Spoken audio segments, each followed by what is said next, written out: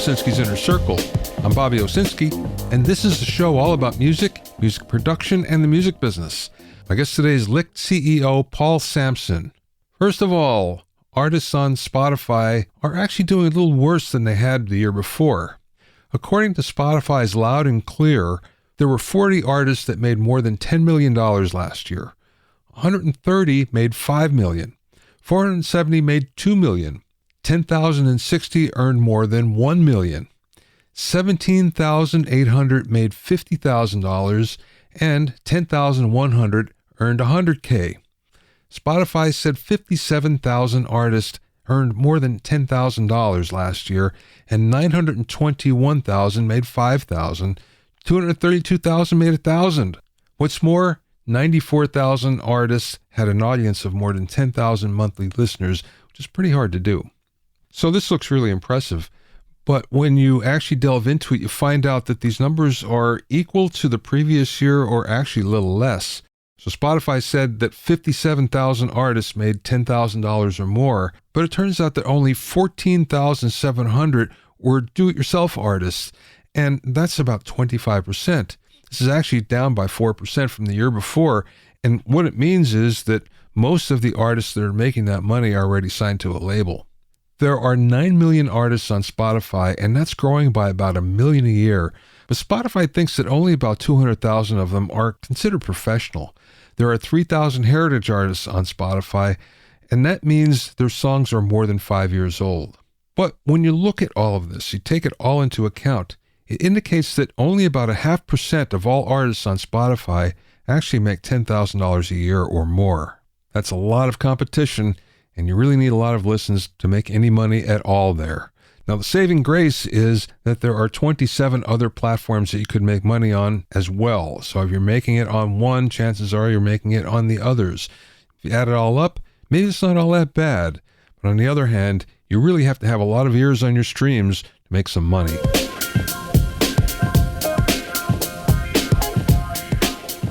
If you have any comments or questions, you can send them to questions@bobbyowsinski.com. Also, I'm pleased to announce that the 5th edition of my Recording Engineer's Handbook is now available. It's totally updated and includes new sections on the latest cutting-edge recording technology, multiple ways to mic over 70 different instruments, a new chapter on recording immersive audio, new hitmaker engineer interviews, and much more. Get your copy at a special price at rebrand.ly/recording handbook. That's rebrand.ly/recording handbook. You can also find it on Amazon and Apple Books. And remember, you can learn all about the latest in music, audio, and production news when you sign up for my newsletter at bobbyowsinski.com. There you'll also find out about openings for my latest online classes and special events. That's bobbyowsinski.com.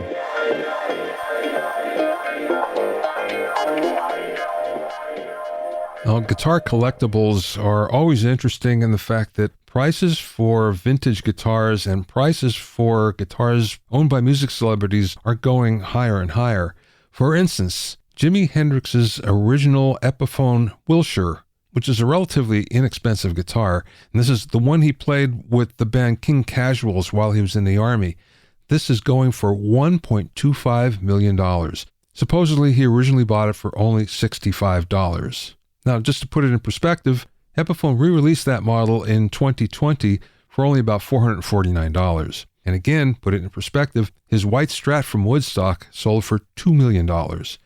He's not the only one with gear that really brings in a lot of dough. A Kurt Cobain Stage Smash Strat went for $597,000, and one of his Fender Mustangs went for $486,000. But the big one was his Martin D18 that he played on Nirvana's MTV Unplugged show, recently went for an all-time high of $6 million. Accessories go for a lot of dough as well.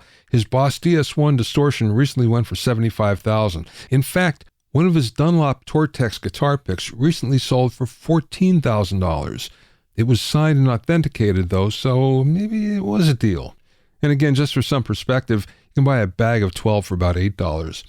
I guess some people just have too much money.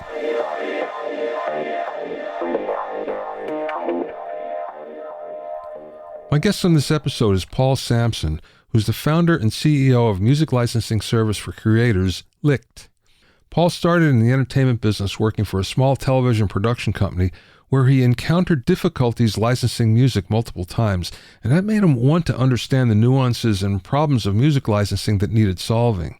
That led him to a job with stock music company Extreme Music, where he rose through the ranks to become head of U.S. operations. After a stint focusing on commercial music and unsigned independent acts, Paul launched Licked to help YouTube and Instagram creators legally license music for their videos. Licked currently works with over 10,000 labels and publishers to help pre-clear their music for social platforms, games, and even various metaverses. It's the only licensing platform in the world where you get over 1 million chart tracks for your videos without any fear of copyright claims. During the interview, we talked about the problem that creators can have with YouTube's content ID and music licenses, the nuances of music in the metaverse, how AI will affect production music, and much more. I spoke with Paul via Zoom from his office in London.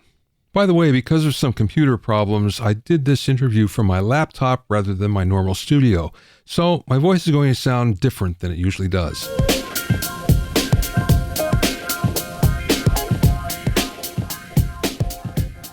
Paul, let's get started. Going back to the beginning, I guess. Tell me how you get into the business, the music business. Oh, wow. So I started, when I left university 24 years ago now. Wow. I worked in television for 4 years. I thought I wanted to be in television. And I worked at one independent production company for 5 years straight.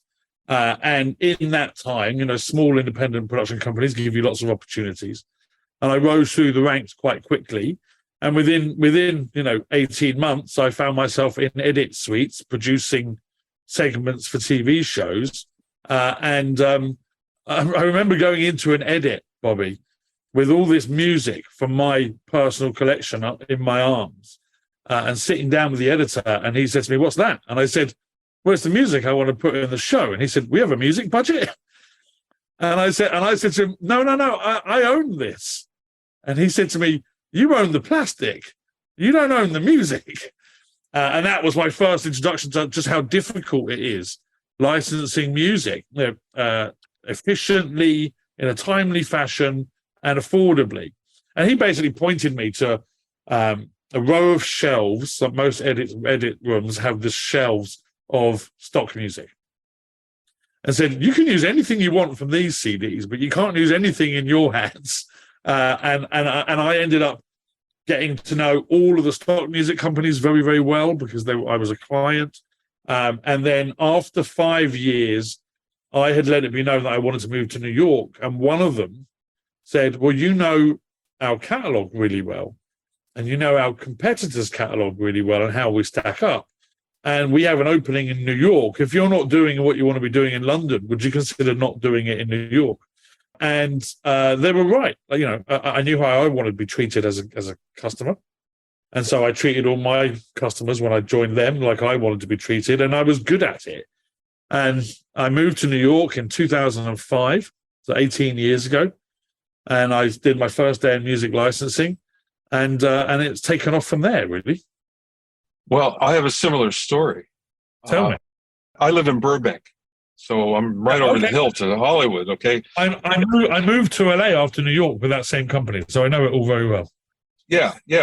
I've been here for a long time, so I have lots of friends in television. And even though I'm a music person, I eventually did some television as well. And one of the shows that we did was called Desert Island Music. And the idea was that we're going to get a celebrity musician who would tell us their most influential songs, and we'd play it and whatever. Yep. So we did a pilot, and there were 30 songs that had to be cleared. The cost was just so astronomical that it was like, oh, I didn't realize. And the show went out the window because we realized that there's no way that we can afford this. Yeah. So same thing.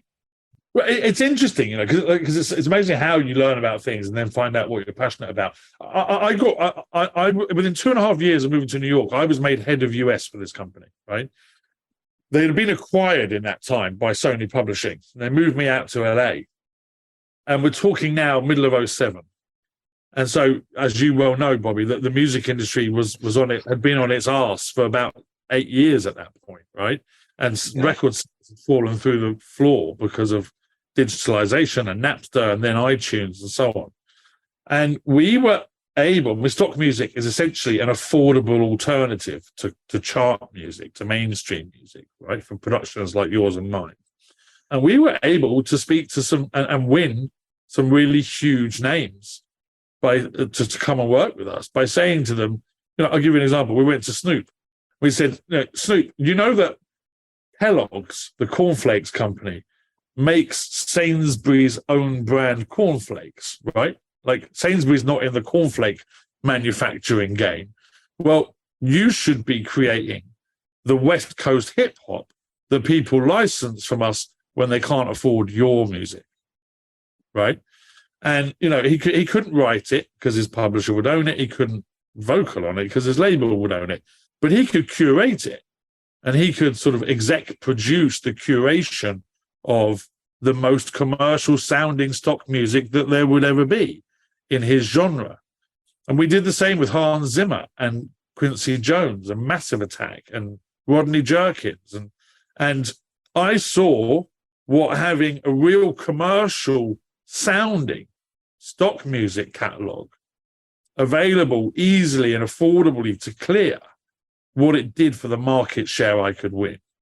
So I can draw a dotted line between that day in the edit suite, that year in 2007 when we did all those deals, and what I'm doing today, right? Which is there's been a desire since that day in the edit suite to make music available to license and to be democratized across as many productions as it possibly can, because the music industry grew up monetizing scarcity. But what's happened in the world is that digitalization has meant that everything's been democratized. And if we continue trying to monetize scarcity, then all we're doing is blocking democratization opportunities. And that's the MO behind everything I'm doing at the moment. Well, let's talk about Lick for a moment. How did that come about? Well, I've been doing what I was talking about for 12 years. So 2015, I started thinking about this. So all of my clients had been TV networks, ad agencies, film studios, and trailer houses, right? For 12 years. And if you think about all of them, they're just big production companies. I realized that, hang on, all of the resources of production companies have been democratized, right? That you don't need an Avid edit suite anymore. You don't even need an editor. You don't need a 10 grand camera to shoot on. You can do it on your phone or with a home camera, and you can do all the rest on your laptop. And the only thing that hadn't democratized in line was the service I offered. The service I offered was the exclusive domain and resource of multinational conglomerates or big business. And that seemed nonsensical to me. And I remember reading an article that gave me the numbers on the growth of user-generated content. And there was no doubt in my mind, this was the fastest growing production sector in the world. And it would soon outstrip, in terms of volume, the content that was being delivered by business. And that actually, if you could create something akin to, say, Spotify, but for creators, for people to easily license the music they love, then you'd have something really valuable. And that was when I left my job, and I spent a summer raising money and scoping it and working out how the tech would need to work. And I got some seed money, and I started Licked. But I looked at YouTube, because that's was the preeminent user-generated content platform, and everyone on YouTube that earns money from YouTube, right? Just the term YouTubers, yep. That's who we're referring to. I learned that they were prohibited from working with commercial music if they wanted to maintain their income. So are you familiar with Content ID? Would your listeners be familiar? Oh, yeah. Yeah. Fine. So Content ID recognizes music in a YouTube video. And when it does that, it presumes you've infringed copyright. Why? Because there's nowhere to get the license. We know you infringed because it's impossible to license this music, right? Yeah. I thought, if I'm going to do this, I've got to find a way to force Content ID into an innocent till proven guilty decision-making process from the existing guilty till proven innocent In fact, there wasn't even a route for you to prove innocence, right? But I've got to solve that problem first. And a friend of mine was a developer, and we went and took all the YouTube certifications. We learned the API, we learned the CMS, we learned Content ID. And we sat there and went, actually, there is a route that you can interject in the process, but no one's realized it. And if we build it, and it does rely on anyone that worked with us, anyone that was going to agree to deliver us music, also integrating that piece of software into their YouTube CMS, not just us doing it on ours. But if they did that, the two CMSs could talk, and we could inform Content ID of two things. A, this song is now legally licensable, pre-cleared, master and publishing. And B, I can tell you if it has been legally licensed, not just if it's available for license. And if I can do those two things, I can help you, YouTube, or you, Content ID, determine which videos you should be claiming, you should be persecuting, and which ones you should leave alone. Either way, the rights holder's getting paid because they can only license from us if they pay the appropriate fee. And when I realized that was possible, I took the summer off and I built the deck and I did all the research and I went and raised some money. And when we built the demo, and it worked, it was a real sort of aha moment for us. But then I naively went to the music industry thinking, well, when I tell them about all of the opportunity I'm now enabling for them, they're going to hold me on their shoulders and parade me around the streets like the hero I am. and you're laughing already, right? Because right. So naive. Because all they ever do is resist innovation, right? When it comes to adopting innovation, they're ever so slightly ahead of the Amish. And what they did was they told me no, they held me back, and they told me a million reasons why it wasn't possible. But today, there are 10,000 labels and publishers signed to Licked, and there's over 7 million songs delivered to the platform, 1.5 million of which are available for license. The rest are being held up with publishing clearances, but that's coming. And included in that are the names of the three majors and all the big indies, and every major player that you would consider necessary to that sort of solution. And the company's evolved a lot since then, but that was product one, right? When I wrote, Bobby, and I know I'm rambling, I'll stop in a second. I wrote then in 2017, when I had the money to hire and start the business, I wrote a very small mission statement, which was democratize music for the world's creators. And the UGC product fit that perfectly. Since then, and well, this year, we launched a second product, and this week we launched a third product, all of which fit into that mission, none of which are necessarily in the UGC space. We can come on to them. But yeah, so that's sort of the origin story. Yeah, it's been a ride. Yeah, that makes a lot of sense, because for a while, I haven't heard this for a couple of years now, but there was a time where Content ID was even identifying artists with their own music, saying, you violated the copyright, your own copyright, and they were doing takedowns on artists' own material. Yes. But I think that's been sorted, because I haven't heard too much about that lately. Is that true? Well, I think what's happening is there's a better collaboration between the artist and the label, because it's the label's CMS. The artist doesn't own their music, right? So the label's put a policy on which just says claim everything. Whereas now I think there's more ability for them to identify channels which they are working with and to allow usage.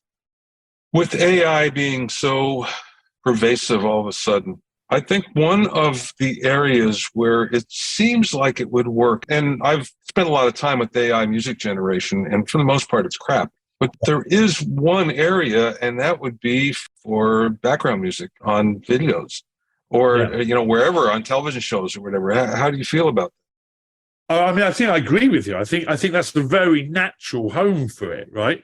I mean, when you think about the stock music sector, the production music sector, it's quite costly. It's very cash intensive up front, right? If you look at the big boys in that space, they're paying a few $1,000s up front to buy out the lifetime copyright of every song that they ingest. So let's say, I mean, one of the major players has 35,000 stock music tracks in their catalog. If they want to grow to 65,000, they have to outlay $90 million. Yeah. And they're still only going to be at 65,000, right? If I was them, I'd be looking at an AI tool and saying, this is the search data, this is the usage data on the platform, this is the music that's getting used the most and searched the most. If it's getting used the most, people will stop using it eventually because it's become ubiquitous. So make me as many different variations of that as possible. And here are all the new search terms we're noticing coming onto the platform. Let's train you on those genres and start filling up the catalog on those. So I think it's a much more scalable way for stock music and production music.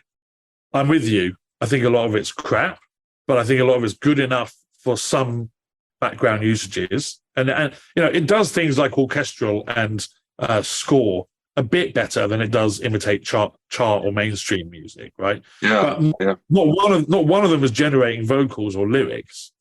So it's not going to generate a song. You're still going to need someone to write the lyrics and have an AI voice record them, or whatever it might be. So there are still limitations to it. For me, that's the best application of it. Yeah, I'm putting together both a book and a course on AI for music production. So I've been deep into this for the last 4 months or so.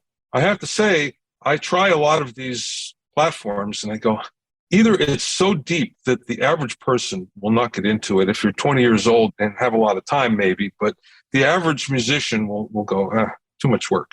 Or the output that you get is just so substandard, either in the quality of the music or the quality of the output. You go, I could have just done this myself, it would have been faster. So yeah, and I think sort of for my customer, because look, Lit also offers stock music, right? We offer stock music under subscription, and we offer mainstream music, chart music, as sort of pay-as-you-go licensing, because it's more expensive. But I think that if you offered people an augmentation tool to an existing stock music track, because I want it to crescendo earlier or end sooner or fit the length of my video without me having to become an audio editor, then I think that's the sort of evolution to full generative AI use from a front-end tool perspective. Yeah, so I think that's how people started getting used to it. But I agree, it's not going to fulfill the needs of my customer on day one, for sure. Yeah. So you're very much into the metaverse and music for the metaverse. So tell me about that and tell me what you think the evolution is so far. Right. Well, let me start at the beginning. There's a simple premise I think we and all your listeners should just get our heads around first, right? I always say this to my team. When a crack forms in a rock, water gets there on day one. Water will always find the crack, right? And whenever there's a new fissure in the digital landscape facing the music industry, stock music gets there on day one. The first thing they do is go to a stock music company because I just need something for now. It can't be mute, right? Yeah. And wherever stock music gets on day one, I think it's our duty at Licked to make sure mainstream music can get there later that afternoon. Because stock music is forever eating mainstream music's lunch. And I've got nothing against stock music. I think some brilliant composers do a lot of great work. They deserve payment and a living as much as everyone else. But the best productions in the world, Bobby, and you know this as well as I do, use both, right? Yeah. Stock music does something really well that mainstream music doesn't. I'm talking drones, suspense, thriller, comedy, action, fantasy, adventure. You don't get that from Ed Sheeran, right? So yeah, right. You need to create tension. You need to create a bed. You need all of those things. Sound effects, hits, drones. But then you want to hit. You need to create a mood. You need to bring people along on an emotional journey, and that's where chart music comes in. So I discovered Decentraland, a metaverse platform. And what's what they call an open metaverse platform. So there are closed metaverse platforms like Fortnite and Roblox, where it's a game, really. And I can build in those platforms, but I can only build what they want me to build, like another island or another game, right? Whereas the open metaverse is saying, here's here's an unbuilt city, go and build it. And it's asking individuals, purchase some land and build whatever you want on Broadway. And in that instance, if it's a virtual world, you're only ever going to build a meetup space. You're not building a restaurant. No one's eating. Yeah, right. No one's sleeping in hotels in the metaverse. So everywhere you build is somewhere to meet up. And when you meet up with your friends in the physical world, there is background music playing, right? And it's mainstream music. And we've solved that problem.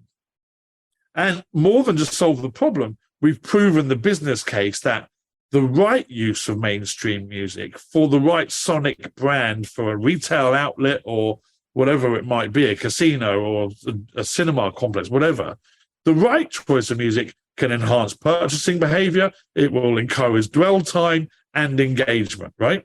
So if we're going to build virtual worlds that we expect the entire population, or at least the most recent 2 generations of it, to spend a lot of their time in, why would we expect them to settle for less? Anyway, so I meet Decentraland and I get talking to them, because some of the guys that built early in that space. And I said to them, I bet you music's a problem. And they said, oh, it's terrible. And I said, talk to me. So they toured me around this city in Decentraland, and I went to 2 places. I went to a jazz club playing stock music jazz, and I went to a techno club playing stock music techno. Now, listen, lots of people like techno. I don't. But stock music techno makes me respect techno a lot more. Right? Yeah, right. Right. So as soon as you go there, you go, well, who is going to say, I love techno? I want to go to that techno club that they built and then stay there when they're listening to that. And so I was like, this needs solving. This needs solving like user-generated content platforms needed solving. And whenever I see that, I just think the music industry can't do it themselves, right? Labels don't know who publishes their music. The publishers don't know who else publishes the music. No one has got visibility on all the rights necessary. And even if they did, are they all going to come together and co-fund the technology needed to enable the opportunity? No. All innovation, technical innovation in the industry has come from a third party, Napster, iTunes, Spotify, and licked, right? We built the software that enabled creators to start using music legally in their YouTube videos. And I said to my team, it's incumbent on us to build the technology to make this viable. First, you need a commercial model that works. And we built it off of the one for the physical world. But Bobby, when you walk into a Ralph's and it's playing music in the States, they get their license from NASCAP and BMI. When I walk in to Sainsbury's in London, they're getting their license from the PRS.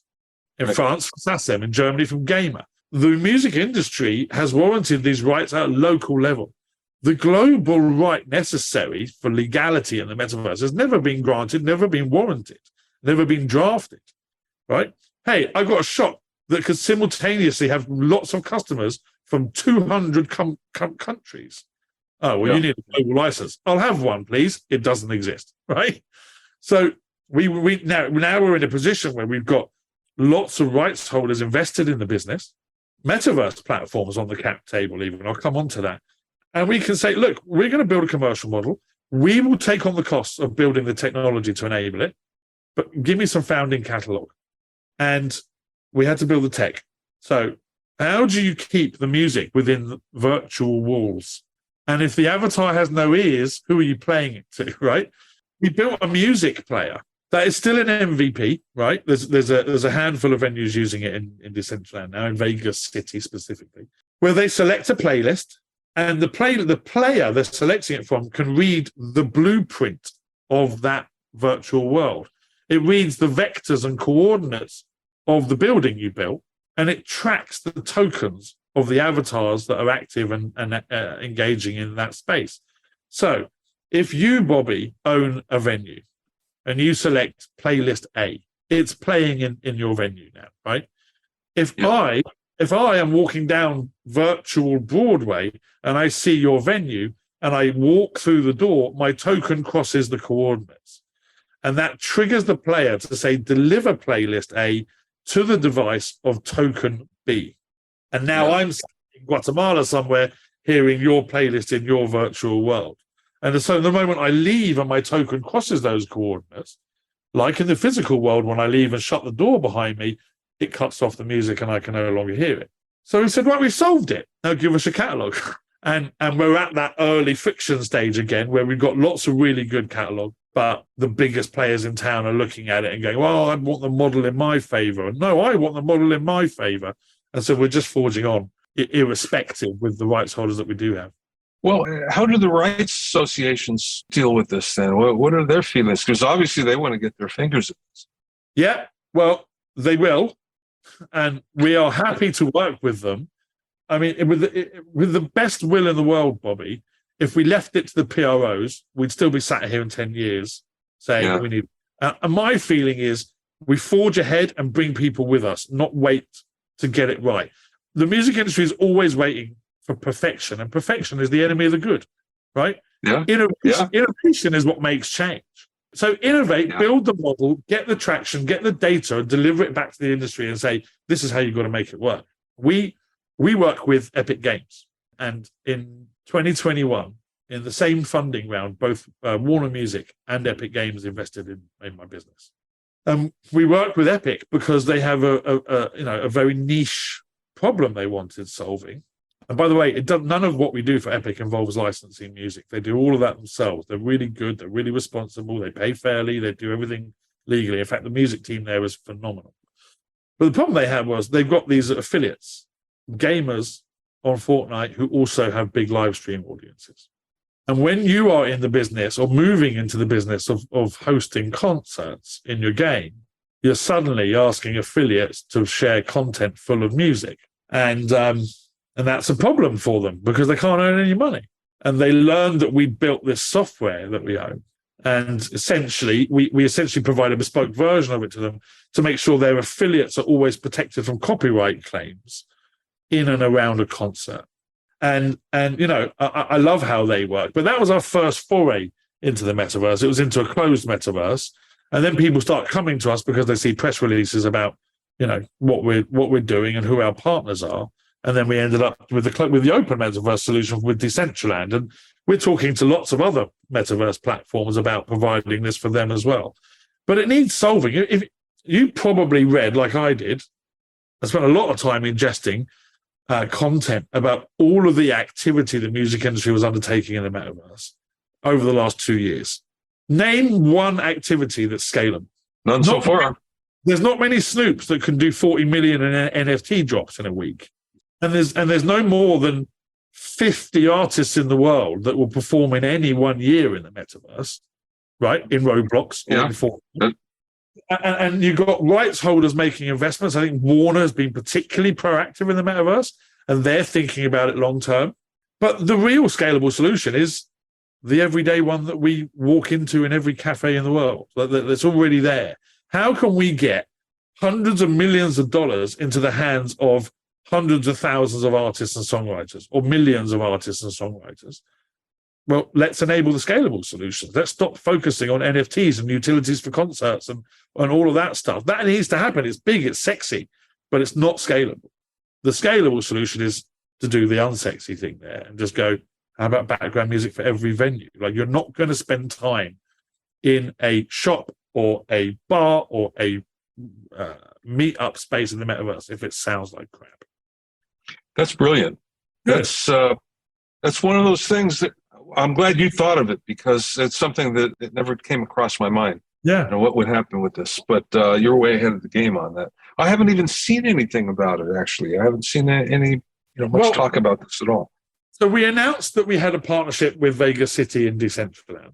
And then in February, we announced, January or February, we announced the founding partners, the two big names that signed on day one for the metaverse with us were Empire and Cobalt, right? Yep. No surprise. Empire is one of the most forward-thinking companies I've ever met. Ghazi is an incredible innovator, and the fastest-growing hip-hop and black music label in the world. And Cobalt is always a tech-forward, innovative business.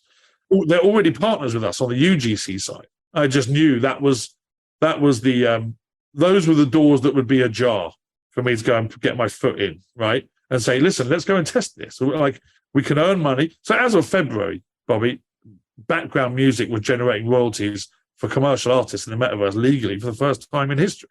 And we did that. It's going to scale, right? It's in a few venues now. We believe, and that we project this in partnership with the platform, that there'll be over 100 venues using it within the first 3 months. And, each of them are paying a license fee, just like they would in the normal world, for access to the music. I have no doubt that that's going to work. What you're doing is going to work. It sounds like the right solution. That being said, let's just look at the metaverse in big picture here, big picture terms. How do you feel it's progressing? Because it was the hot thing last year and less so this year. It's a really good question. And I know what you've read to get there with that question. And I'm with you, right? We've all seen the same articles. Look, I think the metaverse is inevitable, right? Your listeners can't see it, but you and I are in the metaverse now, even if Zoom is about the most basic form of it, right? There are applications that provide more utility for people than you and I would imagine in the health sector, in sports, in all of those, right? So it's coming, whether we like it or not. And Gen Z and millennials will adopt it quicker than you or I will. But there's no doubt it's got teething problems. I think, you've got the closed metaverse platforms, Fortnite and Roblox. They're going gangbusters. No one's concerned about them, right? They are thriving and doing brilliant things. The open metaverse platforms do have engagement rate issues. But what they're learning is that they need to do more. And, if you look at, say, Sandbox has 400 brands or so that have activated or are active at any given time. Decentraland will get there, but Decentraland's going more through an events route. So Decentraland's numbers really spike, really peak every time they do an event.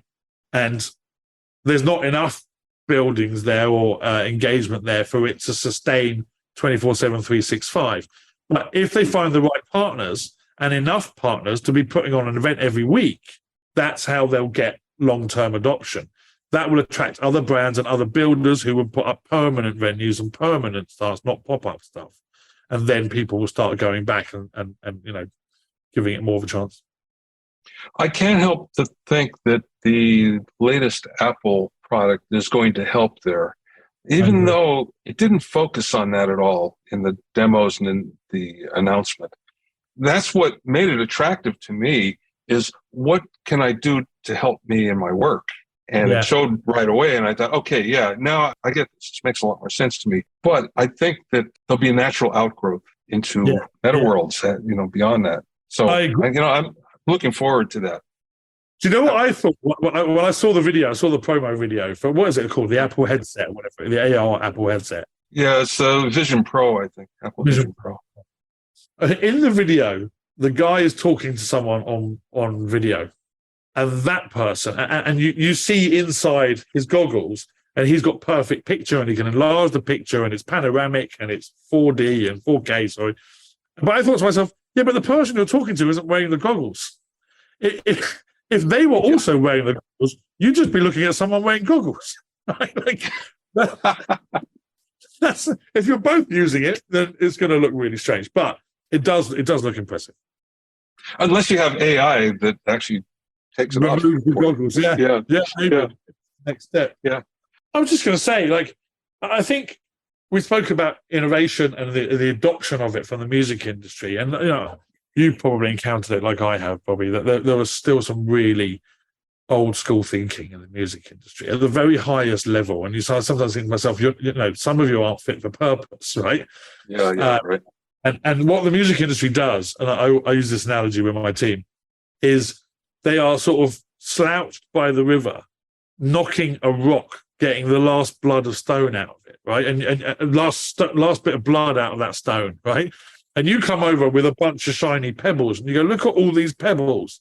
You could have all these pebbles. Why are you knocking around with that rock? And they go, leave me alone. I just worked out how to get blood out of this stone, right? Don't bring me stones. What I'm going to do is get as much blood as I can out of this stone and pretend yours don't exist. But the sector, particularly in the UGC space that we're in, is just outpacing them. It's just outpacing their level of adoption. When I looked at this in 2015-16, there were 1 million channels earning money from YouTube. Sorry, 1 million channels with 1,000 subscribers or more on YouTube. And 1,000 subscribers is one of two criteria your channel has to meet for you to be eligible to win. There are now 6.5 million channels with over 1,000 subscribers. That doesn't mean they're all earning money, right? Because they need to meet the other criteria, but they're more than 50% there. And they make 5 videos a week on average, a month, sorry. So you're talking about almost 500 million licensing opportunities for the music industry a year.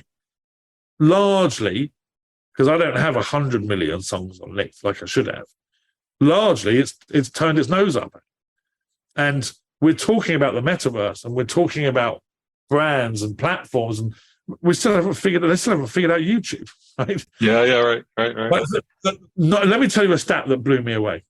90% of views on YouTube, 90% come from the top 3% of channels.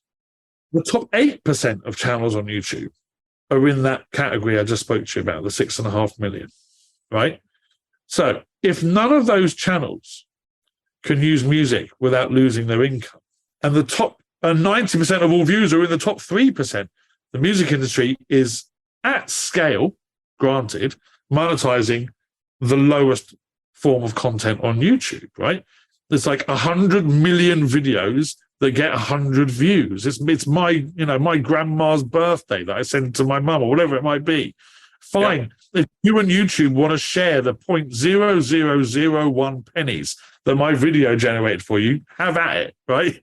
But, Mr. Beast started using us recently, and he's the biggest YouTuber in the world. He averages 98 million views a video. He's happy to pay a license fee up front that's reasonable. And by the way, we run that fee past the rights holders in order to not lose the income of the video. But he's not going to give up all of that money for the use of 10 seconds of background music in a 20-minute video. He's not even going to share the revenue, because it's not worth anyone's while to share revenue from background music, right? And YouTube's brought out its own version, Creator Music, and I think it's about time they did it, and I commend them for doing it. But again, revenue share by content creators, I think choreographers will love it, and they should use it, because choreographers only want the new releases, and they're not earning anything at the moment. And that sector would grow if they could earn money and share in the money with the music industry. And I think things like lyric videos and art tracks, which are currently excluded from the offering, should be included. And shorts, right? What is YouTube Shorts if it's not a direct reaction to TikTok? And what was TikTok? 60-second vertical video with music.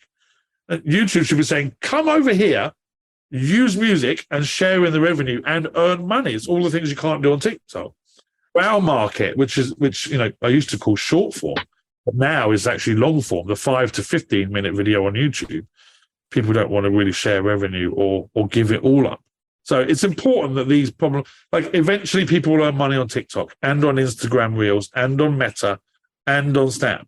And the moment you use money, you make money on those platforms. And none of them offer monetization like YouTube does yet. But the moment they do, the use of music in that video is going to prohibit you from earning any money. Why is that? It's a commercial use. So we shouldn't be arguing about YouTube. We should be looking at the rest of them and saying, how do we future-proof ourselves? Last question, Paul. What's the best piece of business advice that maybe you learned along the way or somebody imparted to you? A really good question. I think, I don't know if I can single it down to one. There's been a couple actually that stuck with me. Perseverance is the single biggest indicator of success. I've had real struggles with Licked, right? There are many startups that get funding and they expect it to be at a certain point after a certain amount of time. I'm lucky that I've had smart industry-related money who knows just how long it can take to get deals done with the music industry, right? And so I consider the first 4 years as fallow, but it still needed to pay for staff and build the tech and build the platform, build out the proposition. But the platform was largely unpopulated with music. Perseverance got us there. Everyone said to me, you can't get past artist approvals. You'll never get the majors to pre-clear. You're not going to be able to clear all the publishing. The tech won't work. Distributors won't integrate your software and give you CMS access. I mean, I can't tell you the amount of no's, but perseverance and a sheer will to know that change will happen. You just have to decide if you're going to stay the course to be the one to make it happen. The other thing I would say, which I know you asked for one, but this has always stuck with me, this too shall pass. When my seed funder, he actually came and worked in the business after about a year, right? And he said to me, so what do I need to know? It's been 15 years since I've been in a startup, because he grew his last business and sold it. And I said to him, you don't get to enjoy any big win for more than 24 hours before someone kicks you in the nuts. And over time, with perseverance, 24 hours became 48, 48 became 72, and 72 became a week, right? But I got really low. I got so frustrated at the rate of adoption and the rate of change by the music industry. I felt these people weren't embracing the future, and I felt concerned for the industry, and it would really get me down. And someone said to me, it's not the end of the world. This will pass, just like everything else. This too shall pass. And it's brilliant advice, because even when we get excellent news, I think this too shall pass. You're right, Bill. Yeah. And it's a way to keep everyone's feet on the ground and just go, we're going to get wins, we're going to get losses. We've just got to keep on going.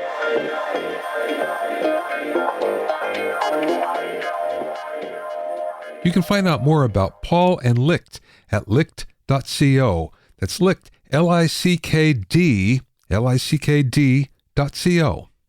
Thanks for listening and being in my inner circle. Remember, if you have any questions or comments, you can send them to questions@BobbyOwsinski.com.